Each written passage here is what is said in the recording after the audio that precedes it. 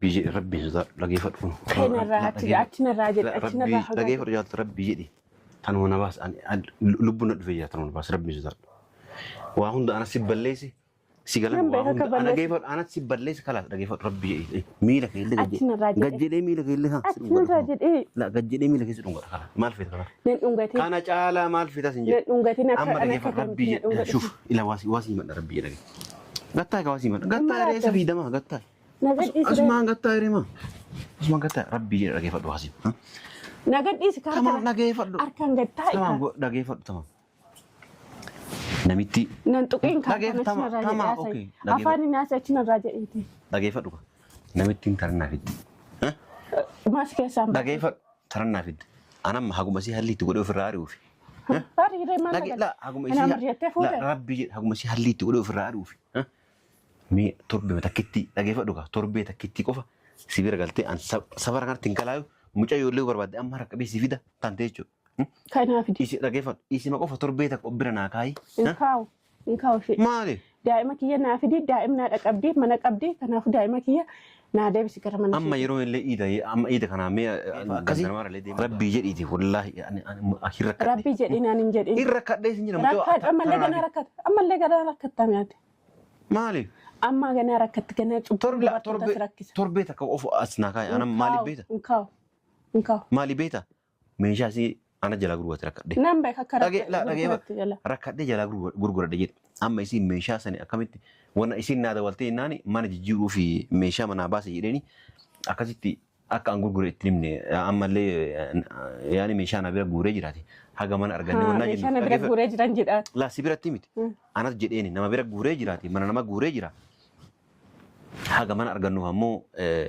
نمشي أبا ميشا بيرا غروة ما ننقبو caaltuu bira teettaa caaltuu bira taa'iti yoo caaltuu na dhaqee moo la dhageeffadhu waasiima dhageeffadhu haga akkasitti iida booda mana barbaade meeshaa keellootti sii gura jedhani anamma sababa barbaade osoo inni iida booda osoo wannaan jedhani akkasii addaan baanu wannaa godhuuf deeman sababa barbaade jechuudha duramaa fuuti la meeshaa gurguraadhaan jala duramaa fe'uuti ati dubartii namatti maa taphat la kabajan qabdu mucoo kabajan qabdu akkuma keetti kaa kabajan qabaattee dhageeffadhu kabajan qabdu jedhu ofiifuu kabajan qabdu dhageeffadhu kabajan qabdu jedhu akkasi meeshaa jala na arseenna meeshaa jala gurguradhe wannaa jedheeti guyyaa lama sadii obbira bulchuu feeti torba illee ga'ini obbira ari ani obbira bulchiti dhageeffadhu gameen obbira bulchiti kalaas an sin barbaadu na biraa deem jedhiti obbira ari san booda an silkiitti cufadhaa bakka feetaadha jechuudha akka feetaa jira torbee tokko lama obbira bulchuu guyyaa lama illee of biran bulchu maaltu daakooti wayan fuudhe nama jettee fuute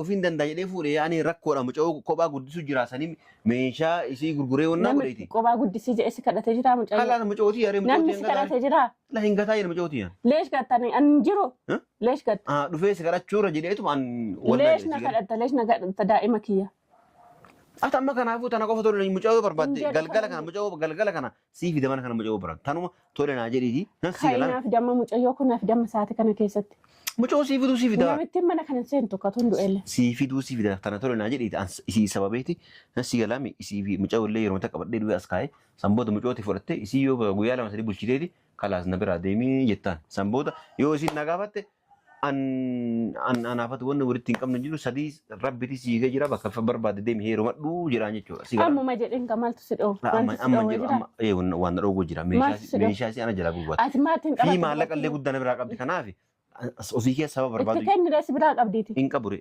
Akkam goone. Naa liqeessa nama kennaaf. Leessi liqeessa. Kalaas akkam goone. Leessaa fidee si liqeessa. Akkam goone tamamee. Maaliif keessaree maa balleessite abdii kan hin qabne maa balleessite? Daa'ima kophaa kee guddaa sin jedhee bara. Kophaa guddisuun turre ammam si bira turte daa'im. Amman matti dadhabdee. Haga na bira teetti kana dhagaa nyaataarti mucoon. Amman matti dadhabdee annatti jette mucayyoo sababatini mucayyoon uffata guyyaa dhadheetiin si bira jirtiiti. Yoon mucayyoo kun jiraan ufixe. Mucayyoo itti sababa mucaatti qabattee hanna jalqabdeen si aate. Hannaa miti atama kanaaf oolmaa gala rabbii. Mucayyoo rakkatini. Kashis rakkisini naa. Taanuma qofa tole naa jedhu maal isaa maal? Jedhu waan tokko hin jedhu. Tana qofa tole naa jedhu. Miteessu na bira. Deemu utaalee teessis. Birrii qabdaami. Birriin shisi bira jiraami meeshaa gurgurtaa. Birrii fixees hin jira osoo birriin jiraate. Osoo birriin jiraate maali rakkadha waa isitti kenneen rabbii hirmaa waan namni waan si jedha maa nama furan isaati. Tole ani amma kanis hin jedhu. Huccuu kaleessa daa'ima fide jette sana.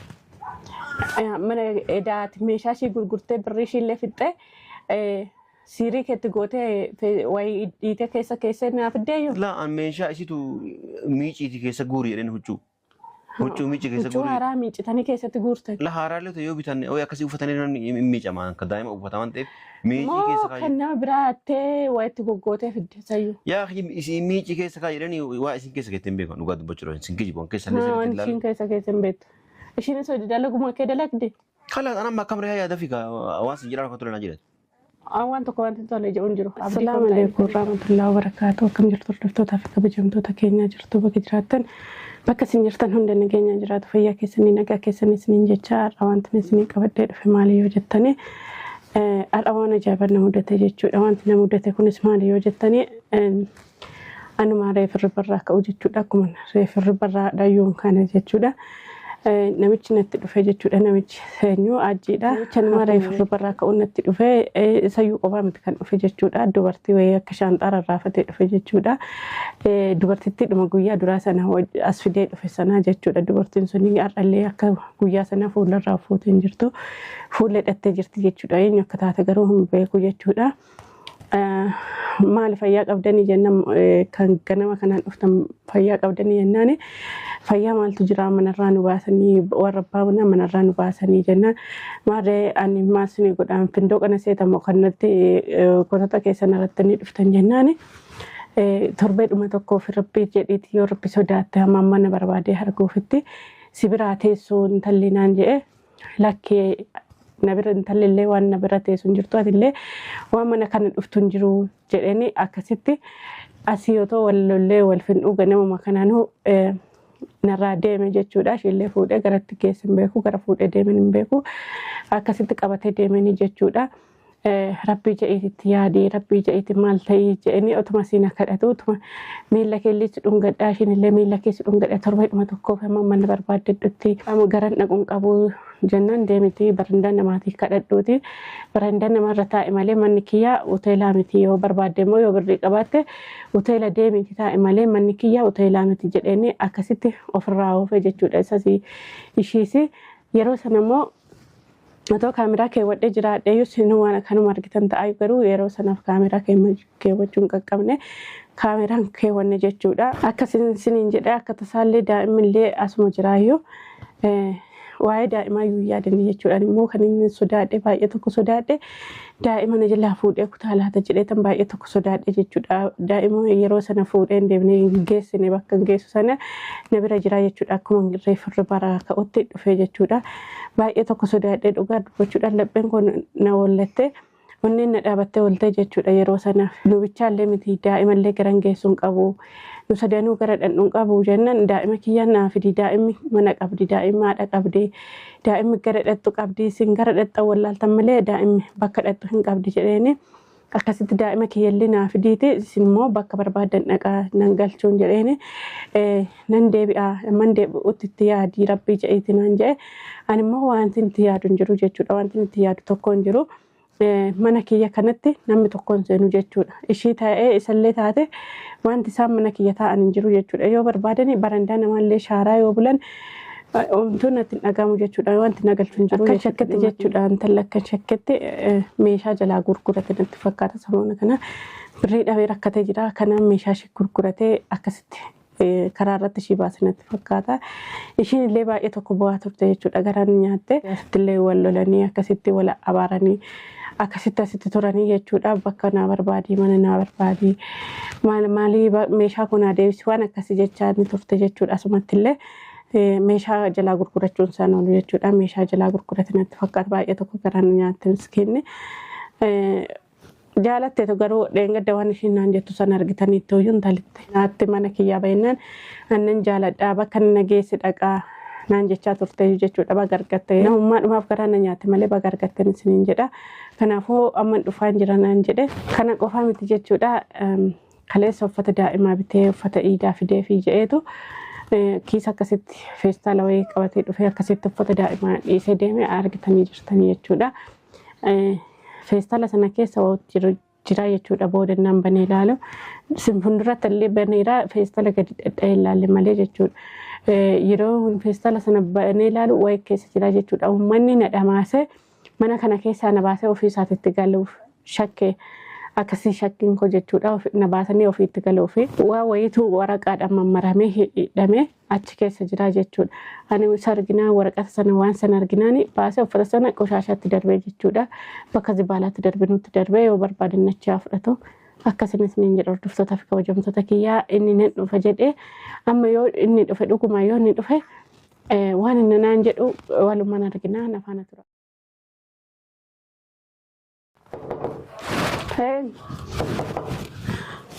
Eenyu seeni banaadha seeni siin jedhe banaadha maa gurri siin dhagamu.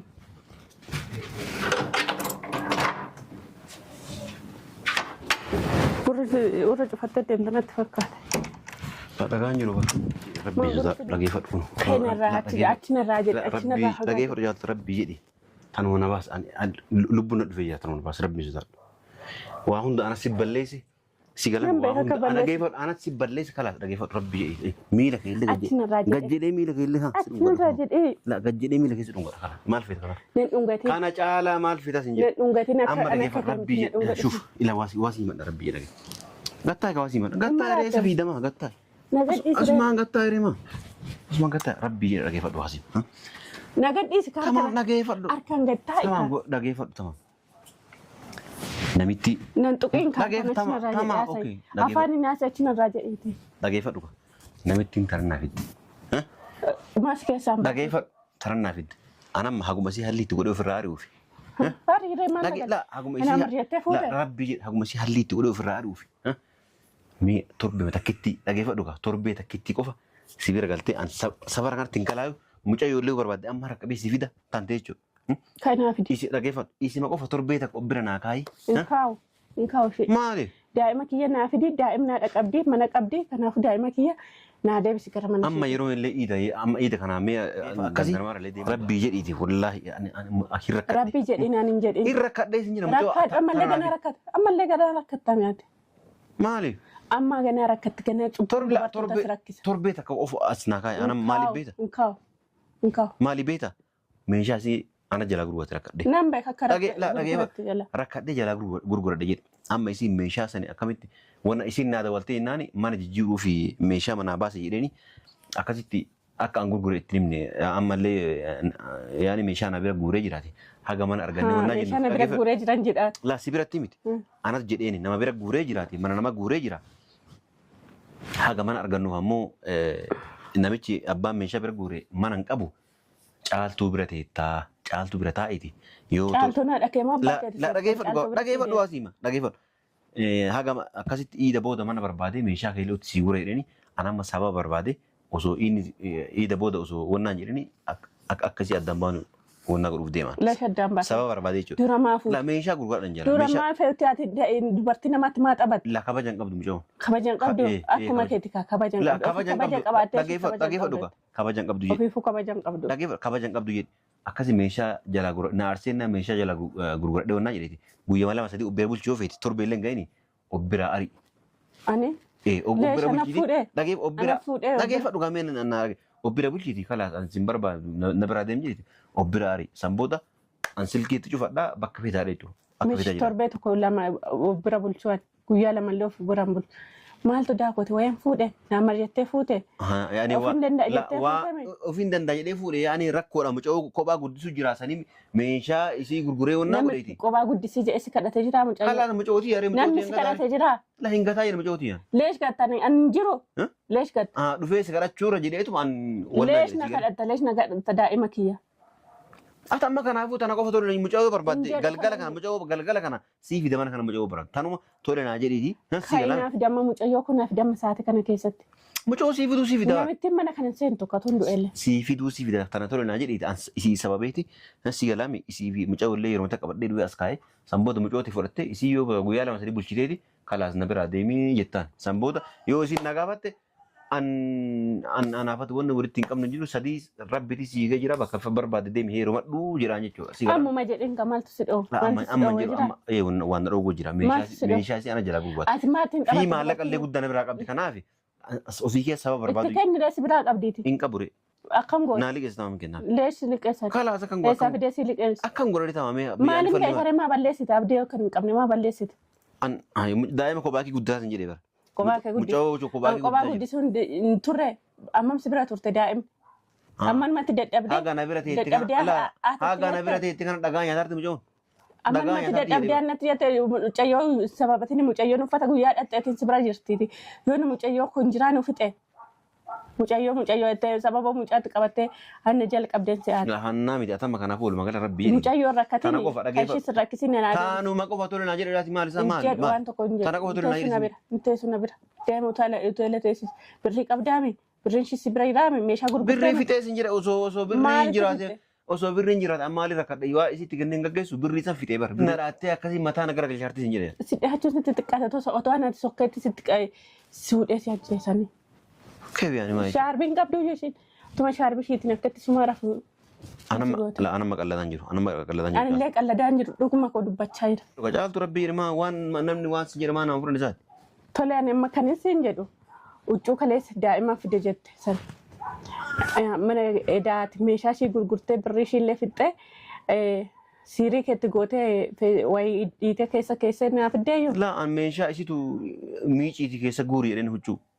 Huccuu miici keessa guuri. Huccuu haaraa miicitanii keessatti guurtan. La haaraalee ta'e yoo bitan akkasii uffatanii namni miicamaa akka daa'ima uffataman ta'eef miici keessa kaayee. Kan nama biraa hattee waa itti goggootee fidde sayyuu. Yaa isin miici keessa kaayee jedhanii waa isin keessa keetti hin beekan dhugaa dubbachuudhaan isin kijiboon keessa illee sirriitti ilaalu. Isin keessa hin beektu. Ishiinis hojii dalaguma kee dalagde. Kalaas anamma akkam reeyaa yaada fi waan sin jedhaa tokko tole naa jedhati. Waan tokko wanti tole jedhuun jiru. Abdii tole shika'iiti mucayyoo kiyya naa fidiiti. Guyyaa tokko bira bulchee akkasitti ari'ani. Guyyaa takkitti qofa yoo bulchite akkamiin guyyaa takkitti qofa nama akkamiin bira bulchitaa jedhe. Akkam godhame. Meeshaa si waa isin mana qabdu guutuu gurgure. Ammaan lagalchee Abbaan manaa yaanii manaa baana jedheetii mana kabiraa onnaa jennu mana biraa illee nagarre. Birrii isii illee fixeeti meeshaa gurgure yaanii onnaa godheeti isii akkam taate booda hin rakkattu. Haga isii hojii argattuuf sima biraa teettu anas hin dhufu. Rakkattee dhiistee maal beekare. La'anama mucoo fidee dhufa jedhe. Hin fiddu. Mucoo fidee dhufa jedhe. Fiddee dhuftu illee baru mana riyaa. Mucoo tantee bana tanteellee fidee bakka barbaade geessita.